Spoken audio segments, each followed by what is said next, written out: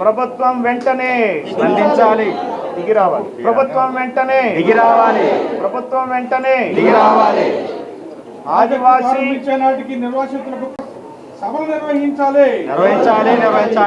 సభలు నిర్వహించాలి. ఆదివాసీ మూల పురుషుడు. ఈ భారతదేశానికి సంస్కృతి సంప్రదాయం ఆదివాసులు అని చెప్పి చరిత్రలు చెప్తున్నాయి. అనేక ప్రొఫెసర్స్ మేధావులంతా కూడా చెప్తున్నారు.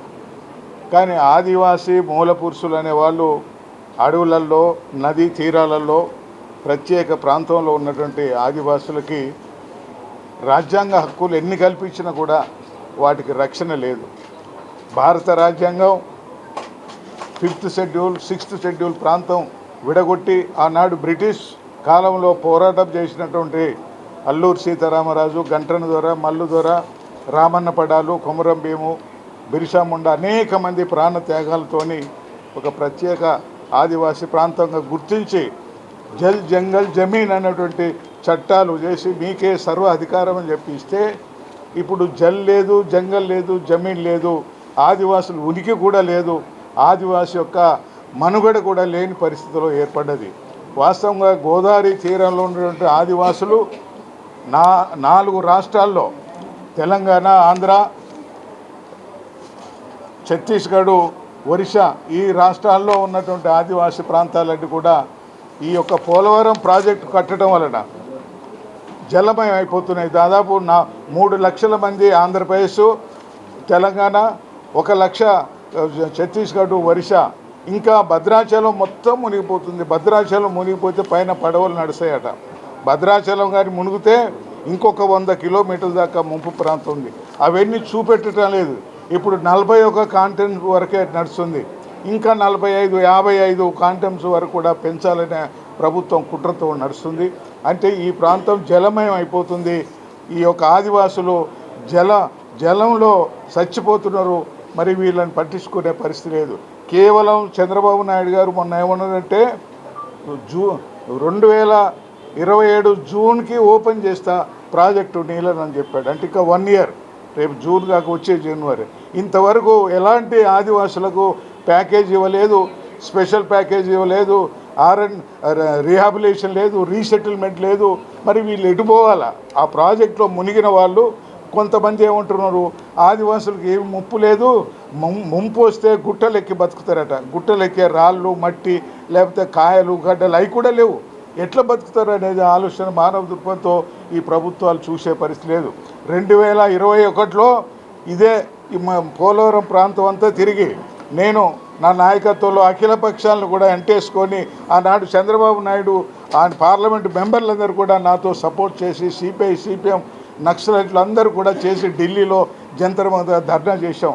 పోలవరం ముంపు ప్రాంతంలో తక్షణమే ఈ యొక్క కేంద్ర ప్రభుత్వం ఆదుకోవాలా, లేకపోతే పోలవరం ప్రాజెక్టుని బద్దలు కొడతామని చెప్పి ఆనాడు పోరాటం చేస్తే ఆ మోడీ గవర్నమెంట్లో ఆనాడు చంద్రబాబు నాయుడు లేడు. అందుకే మా ఎమ్మటి వచ్చాడు, లేకపోతే వచ్చే పరిస్థితి లేదు. అప్పుడు ఎప్పుడైతే ఆ యొక్క నినాదానికి కేంద్ర మంత్రి వచ్చి సర్వే చేసి మీకు అన్ని చేస్తాం, మీకు మీరు ఎలాంటి ఉద్యమాలు అవసరం లేదని హామీ ఇచ్చారు. అదే చంద్రబాబు నాయుడు గారు ఇప్పుడు ముఖ్యమంత్రి. అట్లనే మన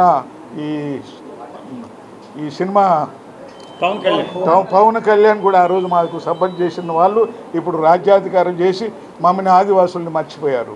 సిపిఐ, సిపిఎం వాళ్ళు మర్చిపోయారు. అంటే వాళ్ళకు రాజ్యాధికారం కావాలి తప్ప ఆదివాసుల యొక్క ఉనికి, ఆదివాసుల బతుకులు ఈ యొక్క పోలవరం ప్రాజెక్టులో మునిగేటువంటి ప్రజలు అవసరం లేని పరిస్థితిలో ఉన్నారు.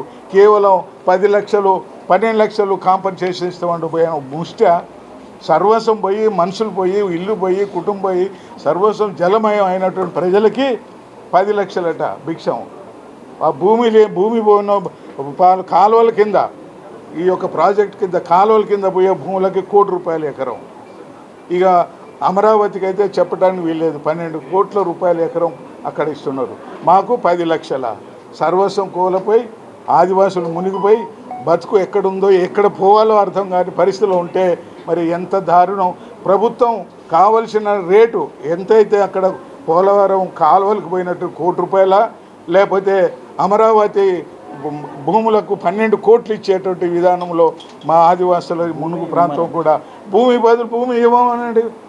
భూమి బదులు భూమి ఇక్కడ కాదు, ప్రాజెక్టు కింద ప్రాజెక్టు నీరు వచ్చేటువంటి భూములు కొనియాల, అంతేగాని పనికిరానటువంటి రాళ్ళు రప్పలో గుట్టలో మెట్టలో కొనియటం కాదు. అదే కాకుండా ఆ భూములతో పాటు వాళ్ళకు రిహాబిలేషన్ రీసెటిల్మెంటు, వాళ్ళకి ఇల్లు కట్టియాలా, ఇంటికో ఉద్యమం ఇవ్వాలా, 18 సంవత్సరాలు దాటిన వాడికి ప్రతి ఒక్కరికి కాంపన్సేషన్ 10 లక్షలు ఇవ్వాలా.